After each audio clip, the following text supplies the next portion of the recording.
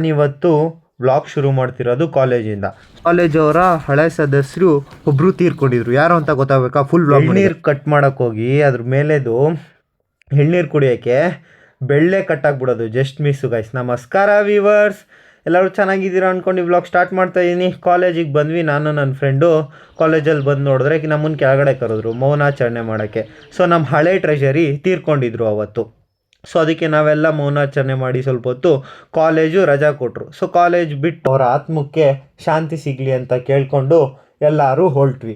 So ಇವತ್ತು college teachers ಮತ್ತು ಎಲ್ಲರೂ ಅವ್ರ ಮನೆಗೆ ಹೋಗ್ತಾರೆ ಅನಿಸುತ್ತೆ, ಗೊತ್ತಿಲ್ಲ ಗೈಸ್. ಸೊ ನಾನು ನನ್ನ ಫ್ರೆಂಡು ಅಲ್ಲಿಂದ ನೆಕ್ಸ್ಟು ಲೆಮನ್ ಟೀ ಕುಡಿಯೋಕೆ ಹೋದ್ವಿ ಟೀ ಶಾಪಿಗೆ. ಲೆಮನ್ ಟೀ ಚೆನ್ನಾಗಿತ್ತು ಗೈಸ್. ಲೆಮನ್ ಟೀ ಯಾರ್ಯಾರು ಡೈಲಿ ಕುಡಿತೀರಾ ಕಮೆಂಟ್ ಮಾಡಿ ಗೈಸ್, ಮರಿಬೇಡಿ.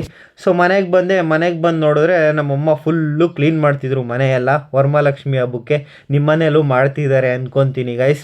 ಸೊ ನಮ್ಮಮ್ಮ ಎಳ್ನೀರು ತಂದಿದ್ರಲ್ಲ ಊರಿಂದ, ಅದನ್ನು ಇವತ್ತು ಕುಡಿತಿದ್ದೆ. ಸೊ ಅದ್ರ ಟೇಸ್ಟು ಅಷ್ಟೇನು ಚೆನ್ನಾಗಿರಲಿಲ್ಲ ಗೈಸ್. ತಂದಿದ್ದ ದಿನವೇ ಕುಡಿದಿದ್ರೆ ಚೆನ್ನಾಗಿರೋದು. ಒಂದೇ ಸಿಪ್ಪಿಗೆ ಎತ್ತೇ ಬಿಟ್ಟೆ ಗೈಸ್. ಅದು ಮೇಲೆದಿರೋದು ಕಟ್ ಮಾಡೋಕ್ಕೋಗಿ ನನ್ನ ಬೆಳ್ಳೆ ಕಟ್ಟಾಗ್ಬಿಡೋದು. Just miss guys. ಸೊ ಅದೆಲ್ಲ ಆದಮೇಲೆ ಕ್ರಿಕೆಟ್ ಆಡ್ಕೊಬಂದೆ ಸಂಜೆ ಹೋಗಿ. ನೈಟ್ ಬಂದು ನೋಡಿದ್ರೆ ಇಷ್ಟೊಂದು ನಾಯಿಗಳ್ನ ಮನೆ ಹತ್ರ ಗೈಸ್. ಇವತ್ತಿಗೆ ಈ ವ್ಲಾಗ್ ಮುಗಿಸ್ತೀವಿ. ನಿಮಗೆ ಇಷ್ಟ ಆಗಿದ್ರೆ ಫಾಲೋ ಮಾಡ್ಕೊಳ್ಳಿ ಗೈಸ್. ಲೈಕ್ ಮಾಡೋದು ಮಾತ್ರ ಮರಿಬೇಡಿ. ಫಾಲೋವರ್ಸ್ ತುಂಬ ಕಮ್ಮಿ ಇದ್ದಾರೆ, ಸಪೋರ್ಟ್ ಮಾಡಿ ಗೈಸ್, ಸಪೋರ್ಟ್ ಮಾಡಿ. ಬಾಯ್ ಬಾಯ್.